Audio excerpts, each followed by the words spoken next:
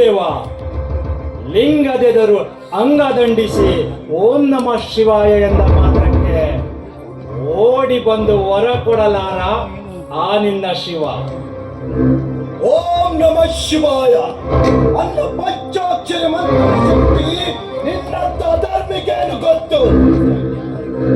ಆಚಾರ್ಯ, ಹಾಗಾದರೆ ಶಿವನ ಪರೀಕ್ಷೆ ಮಾಡೇ ಬಿಡೋಣ. ನನ್ನ ಒಂದು ಕಿವಿ ಕೇಳಿಸುವುದಿಲ್ಲ, ಒಂದು ಕಣ್ಣು ಕಾಣುವುದಿಲ್ಲ. ನಿನ್ನ ಶಿವಮಂತ್ರ ಜಪಿಸಿ ಸರಿಪಡಿಸು ನನ್ನ ಇಂದ್ರಿಯಗಳನ್ನ. ಶಿವನ ಬಲ ಇದ್ದರೆ ನಿಶ್ಚಿತ. ಶಿವನ ಲಿಂಗದಲ್ಲೂ ಬದಲಿ ಪರವಶನಾಗಿ ಪಂಚಾಕ್ಷರಿ ಮಂತ್ರ ಪಠಿಸು. ಅರಿಯುವುದು ನಿನ್ನ ಸಂಕಲ್ಪ. ಒಂದು ವೇಳೆ ಫಲ ಕೊಡದೆ ಹೋದರೆ ಈ ಲಿಂಗದ ಗತಿ ಅದೋ ಗತಿ.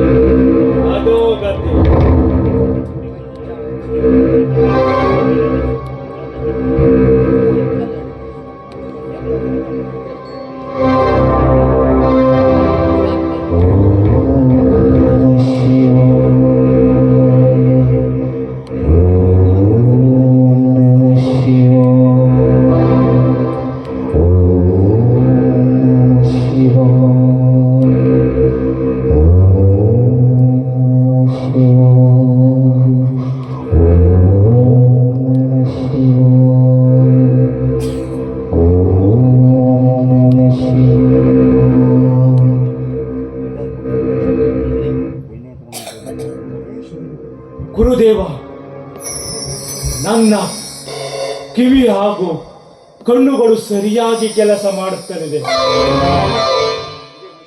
ಇದೇ ಮಹೇಶ್ವರನ ಮಹಿಮೆ.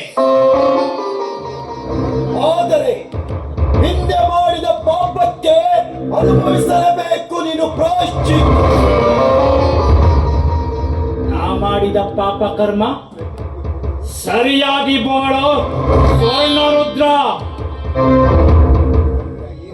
ಪಟ್ಟ ಏರಬೇಕೆಂಬ ದುರಾಸೆಯಿಂದ ಅವಸಾನಂದ ಮಹಾರಾಜನ ಆಸ್ಥಾನಕ್ಕೆ ಬೆಂಕಿಡಲು ಪ್ರಯತ್ನ ಪಟ್ಟೆ.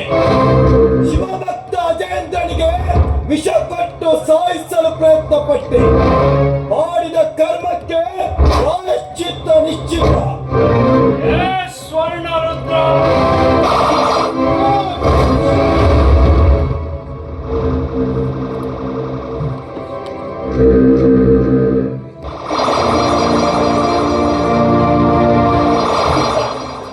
ನಿನ್ನನ್ನೀಗ ಉಳಿಸಲಾರೆ.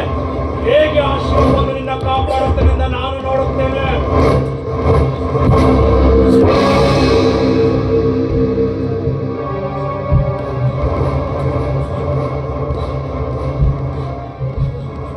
ನನ್ನ ಕಣ್ಣು ಕಾಣಿಸುತ್ತಿಲ್ಲವಲ್ಲ.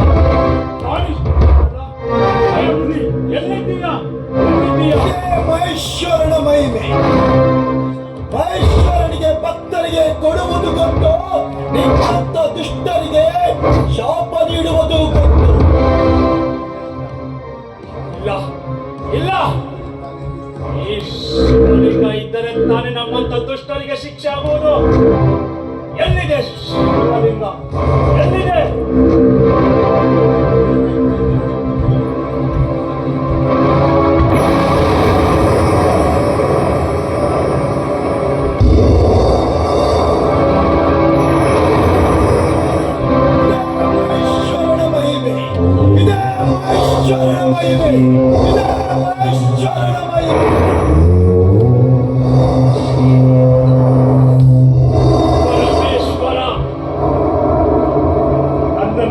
ಪರಮೇಶ್ವರ, ನನ್ನನ್ನು ಕ್ಷಮಿಸು.